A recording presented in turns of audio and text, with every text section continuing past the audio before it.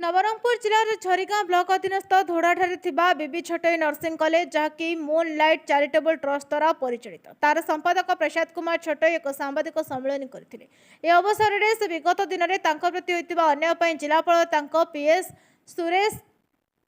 शास्त्री को दायी करिसेंती। एबे आसंतु सुनिनेबा तांको प्रतिक्रिया किछि टेलीफोन रेकर्ड जहाँकि प्रसाद कुमार छटई जिलापाल पीएस सुरेश शास्त्री मध्य रही। प्रसाद छटई मूनलाइट चैरिटेबल ट्रस्ट संपादक। आज प्रेस मीट कारण है से विगत 2 वर्ष धरी डॉक्टर कमल लोचन मिश्र कलेक्टर नवरंगपुर तांको पीएस सुरेश शास्त्री अनुष्ठान प्रति वैमातृक मनोभाव रखी बिना कारण इनक्वारी करी इनक्वारी रिपोर्ट न दे अनुष्ठान को बार बार भूल प्रमाणित करी अनुष्ठान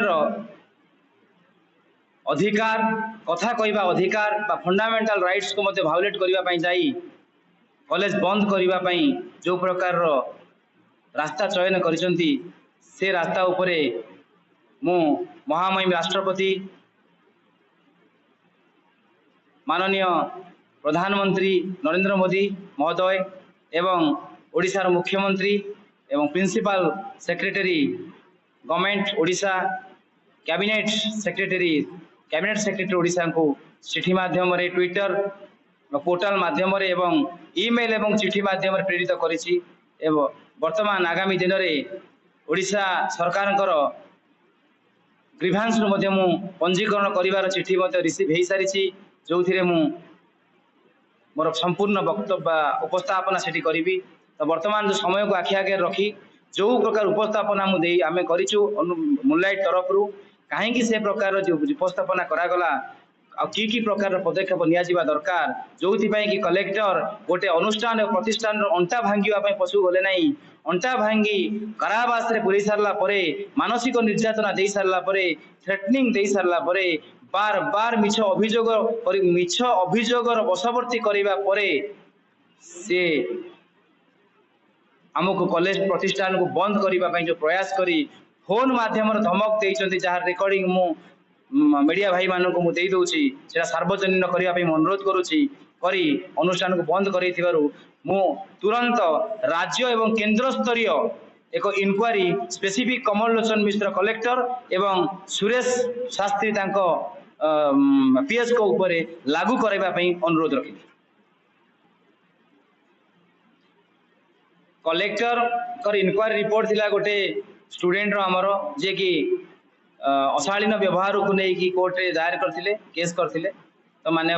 हाईकोर्ट को विचाराधीन से अच्छी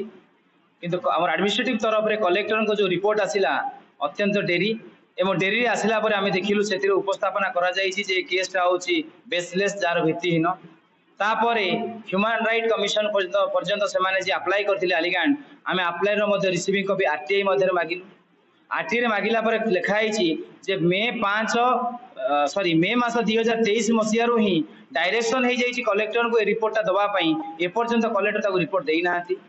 आरटीआई रे निजस्व रिपोर्ट आरटीआई रे मागिला 77 दिन पर आम पाइलु।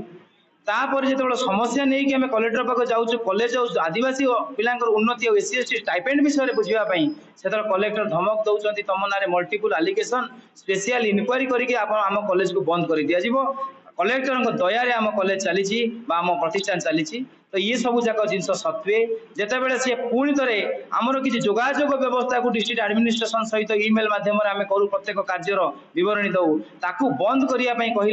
कहले तो सी आमको सन्देह घेर को नेला एवं दुईटा जिनस उपस्थापना से शास्त्री करिसेंती सुरेश शास्त्री से टेलीफोनिक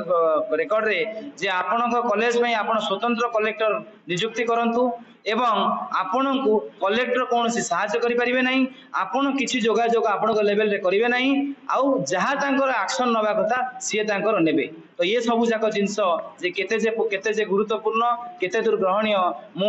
राज्य सरकार एवं प्रधानमंत्री एवं महामहिम राष्ट्रपति को निवेदन करिछि तुरंत इनक्वारी पाई। उमरकोट रे श्रीनिवास रिपोर्ट बहुजन मीडिया।